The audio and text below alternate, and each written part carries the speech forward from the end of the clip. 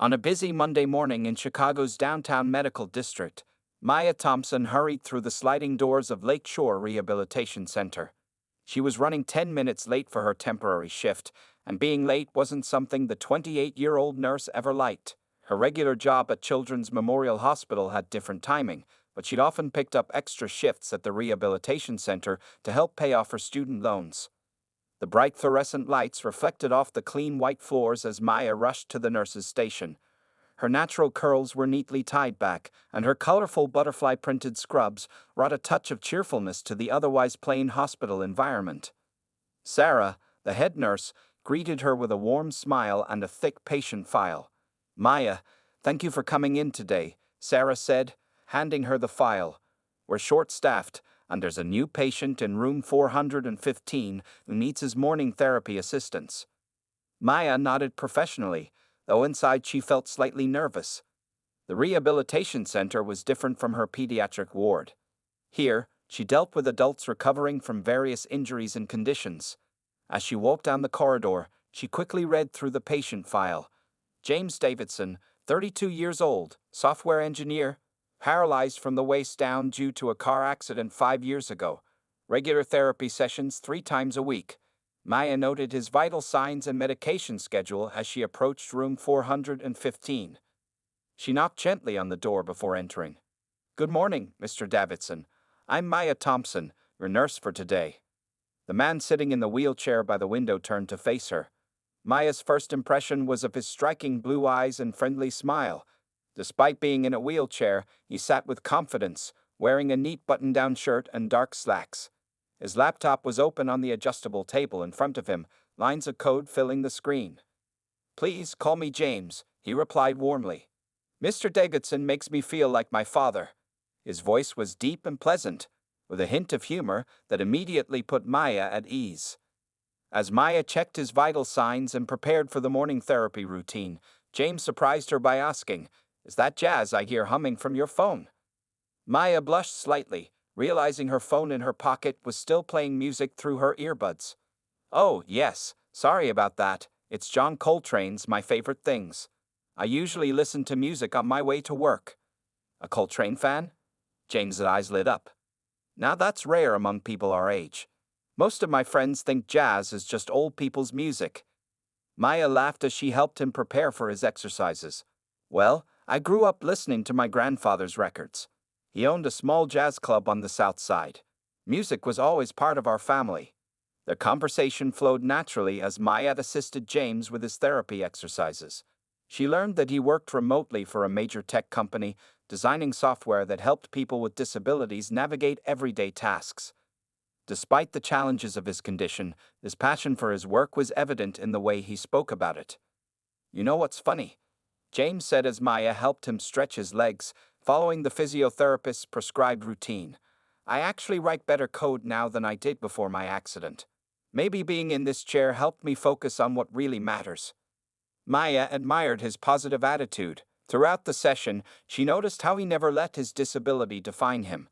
He talked about his projects, his love for classic movies, and his dream of creating adaptive technology for children with disabilities. As their session ended, James hesitated before saying, "Maya, I hope this isn't inappropriate, but would you like to grab coffee sometime? The cafe across the street makes amazing cappuccinos, and I'd love to continue our conversation about jazz." Maya was surprised by the invitation but found herself smiling. There was something special about James, his intelligence, his humor, and his determination. After a moment's thought, she replied, "I'd like that, James." Neither of them knew it then, but that simple morning therapy session was the beginning of something extraordinary. As Maya left room 415, she couldn't help but think that sometimes the most beautiful stories start in the most unexpected places. 3 months after their first meeting, Maya and James sat in their favorite cafe across from the rehabilitation center. The small coffee shop had become their special place, where they met twice a week after James's therapy sessions. Today was different, though. Maya had finally agreed to tell her parents about James, and her stomach was in knots. "Are you sure you want to do this?" James asked, noticing how Maya kept stirring her untouched coffee. He reached across the table and placed his hand over hers, stopping the nervous movement. Maya looked at their hands, her dark skin against his lighter tone, and smiled despite her anxiety. "They need to know. We've been dating for 3 months now. I can't keep making excuses about why I can't attend Sunday family dinners." That evening, Maya's parents, Michael and Diana Thompson, sat in their cozy living room on the south side of Chicago. The house was filled with the smell of Diana's famous sweet potato pie, but the atmosphere was tense. Maya had called ahead to say she was bringing someone special to meet them. When the doorbell rang, Diana rushed to open it. Her welcoming smile froze slightly when she saw James in his wheelchair, with Maya standing beside him. Michael appeared behind his wife, his expression unreadable. "Mom, Dad," Maya said, her voice steady despite her racing heart. "This is James Davidson, my boyfriend." The next hour was awkward. Diana kept offering food and drinks, her movements jerky and uncertain.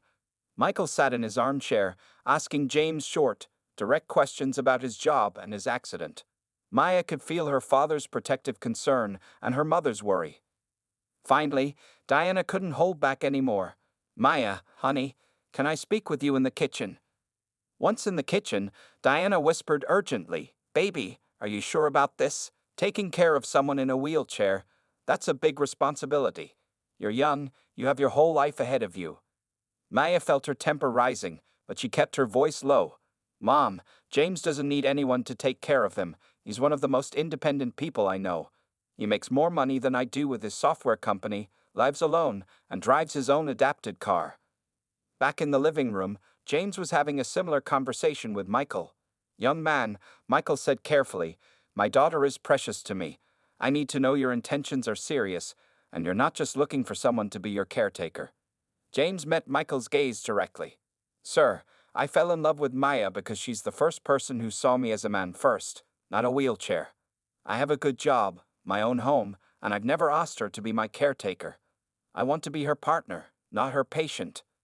The evening ended with tentative acceptance, but it was just the beginning of their challenges. The following week, James invited Maya to meet his family in their mansion in Chicago's North Shore area.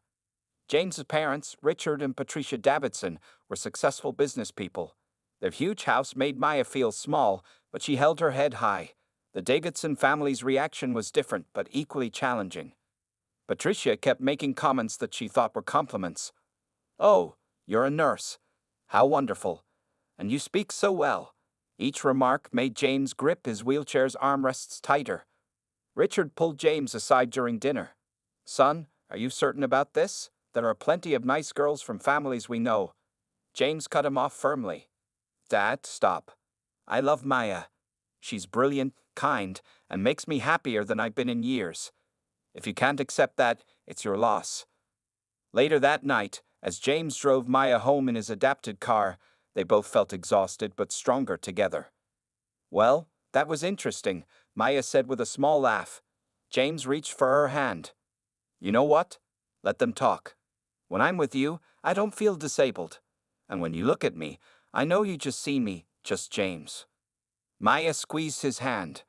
"And when I'm with you, I don't feel like I need to prove anything to anyone. You see me, just Maya." As they drove through the nighttime Chicago streets, they knew their relationship wouldn't be easy. But they also knew that true love wasn't about what others thought. It was about two hearts finding each other against all odds. 6 months into their relationship, James began acting strangely. Maya noticed how he kept checking his phone more often and having secret conversations that ended abruptly when she entered the room. As a nurse, she worried about his health, but every time she asked, he would just smile and say everything was fine. One Friday evening, James called Maya with an unusual request. "Can you dress up nice tonight? I got us tickets to the Chicago Symphony Orchestra." Maya stood in front of her mirror, smoothing down her emerald green dress. James had never taken her to the symphony before, though they both loved music. She felt nervous but excited as she put on the pearl earrings her grandmother had given her. When James' adapted van pulled up outside her apartment, Maya gasped. He was wearing a black suit and tie, looking more handsome than ever. Even his wheelchair had been polished to a shine.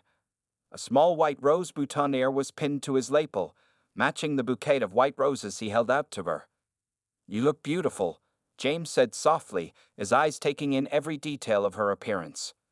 The symphony hall was grand, with high ceilings and crystal chandeliers. As they entered through the accessible entrance, Maya noticed something odd. The usual Friday night crowd wasn't there. Instead, the large hall seemed strangely empty. James guided his wheelchair down the center aisle, leading Maya to the front row. "I have a surprise for you," he said with a mysterious smile. As they settled into their spots, Maya heard familiar notes floating through the air. Her eyes widened as she recognized the tune. It wasn't the symphony at all. It was her grandfather's old jazz quartet, the one she had told James about on their first meeting. They were playing My Favorite Things, the very song that had been playing on her phone that day. The quartet was set up on the stage, playing softly. Maya's grandfather's old friend, Mr. Johnson, was on the saxophone, playing the melody she had grown up with. Tears filled her eyes as she turned to James. But James wasn't beside her anymore. He had moved his wheelchair to face her directly. "Maya," he began, his voice shaking slightly, "when I had my accident 5 years ago, I thought my life was over. I spent 2 years feeling sorry for myself, thinking no one could ever love someone in a wheelchair." Maya tried to speak, but James held up his hand gently. "Please, let me finish. Then you walked into my room at the rehabilitation center, humming jazz and wearing those butterfly scrubs. You didn't see a disabled man, you just saw me." The quartet switched to playing What a Wonderful World as James continued. "These past 9 months have been the happiest of my life. You've shown me that love doesn't see limitations. You've dealt with my bad days without complaint, celebrated my good days with joy, and stood by me when both our families doubted us." James reached into his suit jacket pocket. Maya's hands flew to her mouth as he pulled out a small velvet box. The musicians played softer now, the music floating around them like a gentle embrace. "I know it won't be easy. People will always have something to say about us, the interracial couple, the nurse and the patient, the able-bodied woman, and the man in the wheelchair. But Maya Thompson, I don't care about any of that. I just know that I want to spend the rest of my life making you as happy as you've made me." James opened the box, revealing a beautiful vintage-style ring with a single diamond surrounded by small sapphires. "This was my grandmother's ring. She gave it to me before she passed away, telling me to save it for someone special, someone who could see with their heart." Tears were flowing freely down Maya's cheeks now. The quartet played even softer as James took her hand. "Maya Thompson, will you marry me?" For a moment, the only sound was the gentle music floating through the air. Then Maya fell to her knees beside James's wheelchair, not caring about her fancy dress. "Yes," she whispered, then louder, "Yes, yes, 1,000 times yes." As James slipped the ring onto her finger, the quartet burst into a joyful rendition of At Last.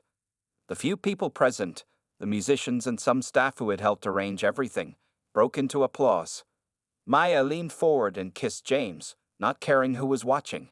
In that moment, in the grand symphony hall filled with jazz music, two souls who had found each other against all odds celebrated the beginning of their forever. As summer turned to fall in Chicago, Maya noticed strange changes in James's behavior.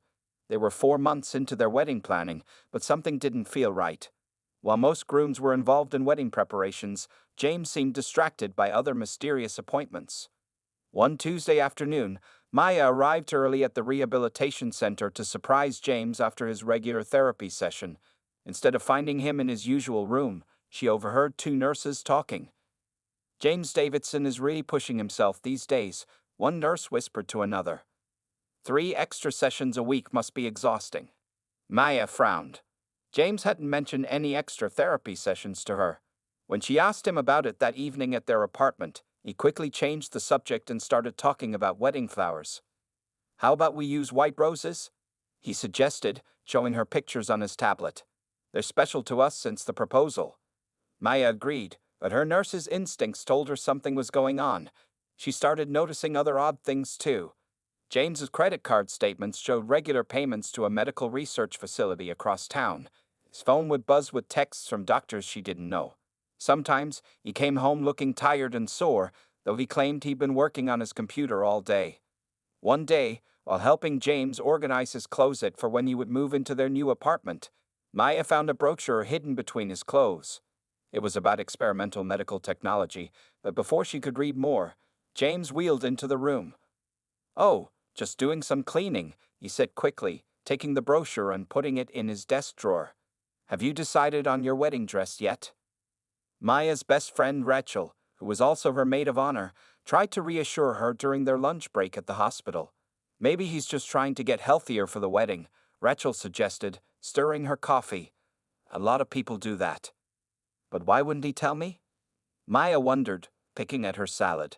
We've always been honest with each other. What if? She lowered her voice. What if he's having second thoughts about the wedding? That evening, Maya cooked James's favorite dinner, honey-glazed salmon with roasted vegetables. As they ate in his apartment, she watched him checking his phone again. James, she said finally, putting down her fork. We need to talk. James looked up, his blue eyes meeting her brown ones. What's wrong? I should be asking you that, Maya said softly. You're having secret appointments, mysterious phone calls, and you're always tired. If you're having doubts about us? No, James exclaimed, wheeling around the table to take her hand. Maya, no, never. Marrying you is the one thing I'm absolutely sure about. Then what's going on? Maya asked, trying to keep her voice steady. Because I'm worried. As your fiancée and as a nurse, I'm worried. James was quiet for a moment, then smiled gently. I promise you, it's nothing bad. I'm working on a special surprise for our wedding day. Please trust me. A surprise that requires medical appointments. James squeezed her hand. Everything I'm doing is safe and approved by doctors. It's something I've been dreaming about since I met you. Just give me these few months to work on it. Maya studied his face. The face she'd fallen in love with, the face that had never lied to her before. Finally, she nodded. Okay, but promise me you're not overdoing it. Promise me you're being careful. I promise, James said, pulling her close for a kiss. This surprise will be worth all the mystery. Now, should we look at wedding cakes? As they spent the rest of the evening looking at cake designs and tasting samples they brought home, Maya felt better. Yet she couldn't shake the feeling that James was planning something big. Every time she saw him wince while moving or noticed new medical bills, her heart would skip a beat. Little did Maya know, James's surprise would be bigger than anything she could imagine. As their wedding day approached, the mystery would only grow deeper, leading to a moment that would change their lives forever. The morning of October 15th arrived with perfect fall weather in Chicago. Golden sunlight streamed through the stained glass windows of the historic Palmer House Hotel, where Maya sat in the bridal suite, surrounded by her bridesmaids. Her wedding dress was simple but elegant, an ivory gown that flowed beautifully when she moved. Stop fidgeting, Rachel said, adjusting Maya's veil. You're going to mess up your makeup. But Rachel noticed her best friend's hands were shaking slightly as she held her bouquet of white roses. Maya couldn't help but worry. She hadn't seen James since yesterday, and his last text message was strange. Everything is ready. Today will change our lives forever. When she tried calling him this morning, his best man Mike answered, saying James was in preparation. In another room of the hotel, James sat surrounded by an unusual group of people. Besides his groomsmen, there were 3 doctors and 2 physical therapists. They were all working on something hidden behind a privacy screen. Are you sure about this? Mike asked James for the 100th time. It's a big risk to try this on your wedding day. James nodded firmly. I've been practicing for months. I can do this. I have to do this for Maya. Back in the bridal suite, Maya's father knocked on the door. When he saw his daughter in her wedding dress, tears filled his eyes. Over the past year, he had watched James prove himself to be a man worthy of his daughter, disability or not. You look beautiful, baby girl, Michael Thompson said, his voice thick with emotion. Are you ready? Maya took one last look in the mirror. Her dark skin glowed, and her eyes sparkled with happiness despite her nervousness. I'm ready, Dad. The hotel's grand ballroom had been transformed into a wedding venue. 200 guests filled the chairs, but Maya noticed something odd as she waited behind the closed doors. There seemed to be a lot of medical professionals among the guests. She recognized some from the rehabilitation center, but others she had never seen before. The wedding music began, not the traditional march, but a soft jazz rendition of What a Wonderful World, played by her grandfather's old quartet. The doors opened, and Maya forgot all her worries when she saw James waiting at the end of the aisle. He looked handsome in his black tuxedo, sitting in his wheelchair that had been decorated with white roses to match her bouquet. But there was something different about his chair today. It seemed bigger, more complex somehow. As Maya walked down the aisle on her father's arm, she noticed James's eyes were filled with tears. His hands gripped the arms of his wheelchair tightly, and he seemed more nervous than she had ever seen him. The ceremony began beautifully. The minister spoke about love overcoming all obstacles, about seeing with the heart rather than the eyes. When it was time for their vows, James went first. "Maya," he began, his voice strong and clear, "from the day you walked into my hospital room, you changed my life. You saw past my wheelchair and straight into my heart. You stood by me when others doubted us." The wedding guests sat in confused silence as the medical team moved into position around the ballroom. Maya stood in her wedding dress, her heart beating fast as she watched their carefully coordinated movements. Dr. Roberts, James's main physical therapist, approached them with a warm smile. "Are you ready, James?" the doctor asked quietly. James nodded, his face showing both nervousness and determination. "Maya," James said, taking her hand, "remember all those mysterious appointments I've been going to? All those times I couldn't tell you where I was?" He squeezed her fingers gently. "I've been working on something special, a wedding gift for you, for us." Rachel quickly stepped forward to take Maya's bouquet, while Mike positioned himself beside James's wheelchair. The jazz quartet switched to playing soft background music, and the room grew completely silent. "Mrs. Davidson," Dr. Roberts said to Maya, using her new married name for the first time, "we need you to stand in the center of the dance floor. Can you do that for us?" Maya looked confused but did as she was asked. Her wedding dress sparkled under the crystal chandeliers as she walked to the middle of the dance floor. The guests watched with curiosity, murmuring quietly among themselves. Two more medical professionals wheeled in what looked like complex equipment. Maya recognized some of it from her nursing background, but other pieces were unlike anything she'd ever seen before. They began attaching monitors to James's arms and legs, checking readings on tablets they held. "James?" Maya's voice trembled slightly. "What's happening?" "Trust me, love," James replied with a gentle smile, "just like you trusted me all these months." Mike and another groomsman carefully removed James's tuxedo jacket, revealing what looked like a high-tech vest underneath. More medical staff approached, making adjustments to various straps and connections on James's legs and torso. Diana Thompson, Maya's mother, grabbed her husband's hand tightly as they watched from their seats in the front row. Even James's parents, who had been skeptical of everything about this wedding, leaned forward in their chairs. Dr. Roberts spoke into a small microphone on his collar. "All teams in position?" One by one, the medical professionals around the room gave thumb-up signals. "Vitals?" A nurse nodded, showing him readings on a tablet. "Support systems?" Two technicians by the equipment gave positive signals. James took a deep breath and pressed a button on his wheelchair's arm. A subtle humming sound filled the air as something mechanical came to life. The guests gasped as panels on his wheelchair began to move and shift. "Maya," James called out softly, "do you remember our first date at the cafe? You asked me what I missed most about walking." Maya nodded, tears forming in her eyes. "You said you missed dancing." "That's right," James smiled. "And do you remember what you told me?" I said. Maya's voice caught in her throat. "I said that sometimes the best dances happen in our hearts." The medical team moved in closer, their hands ready but not touching James. Dr. Roberts stood nearby, carefully watching the monitors. The jazz quartet had stopped playing entirely now. The room was so quiet you could hear a pin drop. Maya watched as more lights activated on the equipment attached to James's chair. Her nursing training told her this was some kind of advanced medical technology, but her mind couldn't process what was about to happen. James's parents stood up from their seats, his mother clutching his father's arm. Rachel wiped tears from her eyes, knowing what her friend was about to witness. The photographers moved silently into better positions, ready to capture whatever was coming next.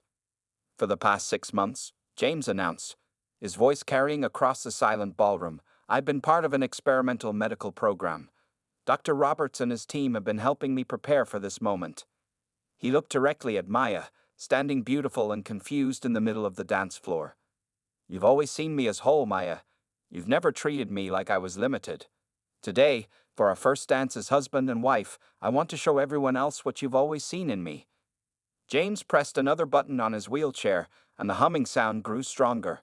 The medical team tensed, ready to support him. Maya's hands flew to her mouth as she realized what was about to happen. This was it, the moment that would explain everything. The mysterious appointments, the secret meetings, the hidden medical bills. Everything had led to this moment, here on their wedding day, in front of everyone they loved. The next few moments seemed to move in slow motion. With a soft mechanical whir, the sides of James' wheelchair began to unfold. Hidden panels revealed the complex system of supports and braces that Maya now recognized as an experimental exoskeleton she had only read about in medical journals. Dr. Roberts spoke quietly but firmly. "Remember your training, James. Nice and slow."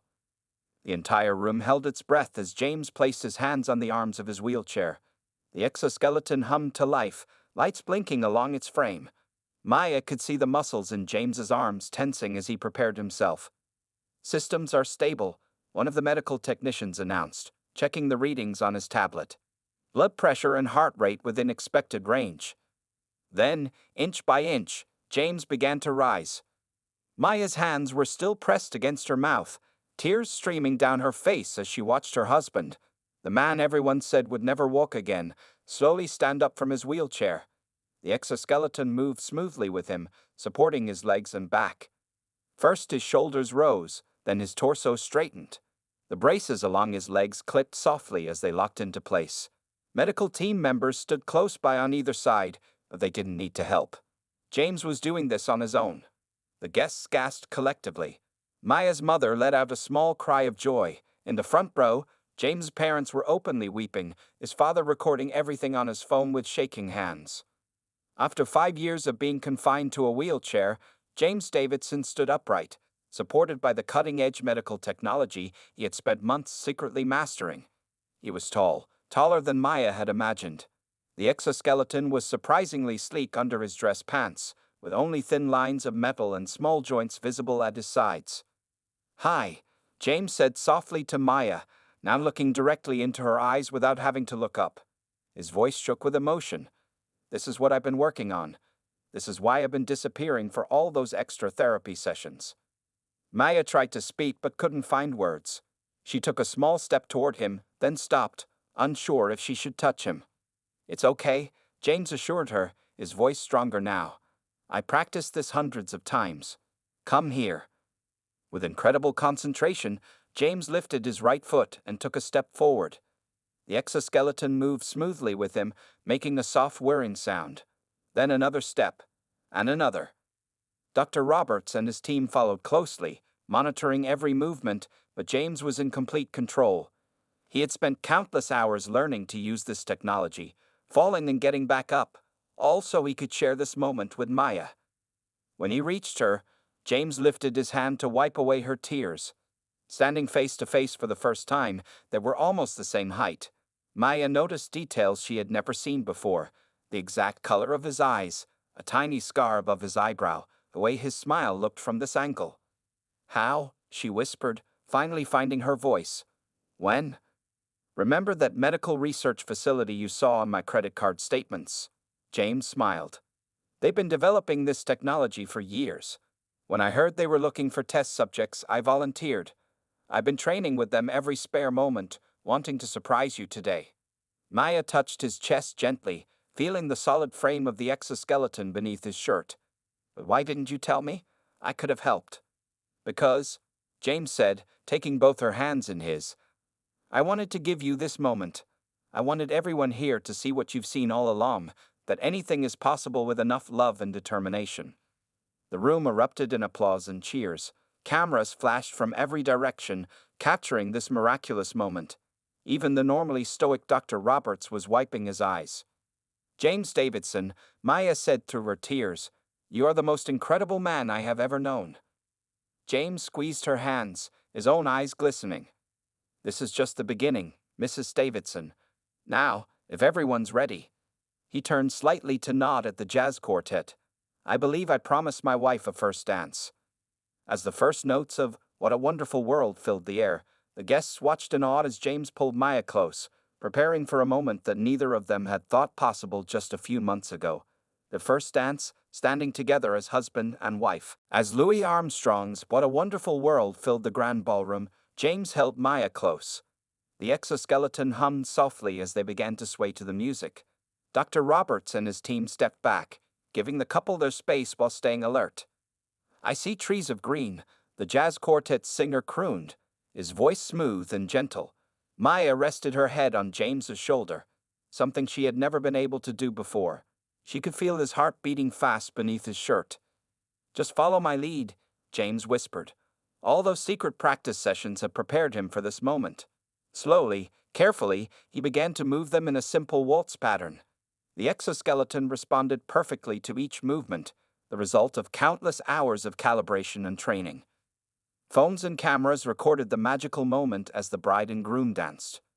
There wasn't a dry eye in the room. Maya's father held her mother tight as they watched their daughter dance with the man they had once doubted. James's parents stood hand in hand, their earlier prejudices forgotten in the face of their son's determination and love. Halfway through the song, James surprised everyone again. He had practiced this move hundreds of times in secret. Carefully, smoothly, he spun Maya in a gentle twirl. Her ivory dress swirled around her as she moved, and when she returned to his arms, both of them were laughing through their tears. As the song ended, the room burst into applause. But James and Maya barely noticed. They were lost in their own world, foreheads touching, sharing this incredible moment together. The reception that followed was unlike any other wedding celebration. Between dances, James would rest in his wheelchair, the medical team helping him in and out of the exoskeleton. He danced with his mother, who cried the entire time, and with Maya's mom, who kept telling him, "You are a miracle, son." Later that evening, as guests enjoyed cake and champagne, Dr. Roberts explained to the families how the technology worked. The exoskeleton was part of a new medical trial, and James had been one of their most dedicated participants. You would be able to use it for special occasions, though it would take time before it could be used for daily activities. "Your son's determination is remarkable," Dr. Roberts told James's parents. "He never missed a session, never complained about the pain or fatigue. All he talked about was wanting to dance with his bride." The story of their wedding dance quickly spread beyond the ballroom. By the next morning, videos of their first dance had gone viral on social media. News stations called requesting interviews, and disability advocacy groups reached out to James about becoming a spokesperson. But Maya and James were too busy enjoying their honeymoon in Hawaii to notice their newfound fame. They walked on the beach together, James in his wheelchair most of the time, but using the exoskeleton for special sunset walks. They had arranged for a medical professional to travel with them, staying in a nearby hotel room, ready to help when James wanted to use the equipment. One evening, as they sat watching the sunset, Maya asked, "Do you regret not telling me about the exoskeleton sooner?" James took her hand, running his thumb over her wedding ring. "Sometimes I wanted to, especially when you were worried about all my secret appointments. But seeing your face when I stood up, that made all the secrecy worth it. You know I would have loved you just the same, right? Whether you could dance with me or not." "I know," James smiled. "That's exactly why I wanted to do this. Because you loved me completely as I was, you gave me the courage to try becoming more than I thought I could be." 6 months after their wedding, James and Maya started a foundation. They raised money to help make exoskeleton technology available to others who couldn't afford it. The viral video of their wedding dance had already inspired donations from around the world. Their love story taught people that disabilities don't define a person, and that with love, determination, and support, amazing things are possible. But more importantly, it showed that true love isn't about being perfect. It's about finding someone who inspires you to be the best version of yourself. As Maya and James often told people who asked about their story, sometimes the biggest miracles come disguised as ordinary moments, like a nurse walking into a patient's room, humming a jazz song on an ordinary Monday morning.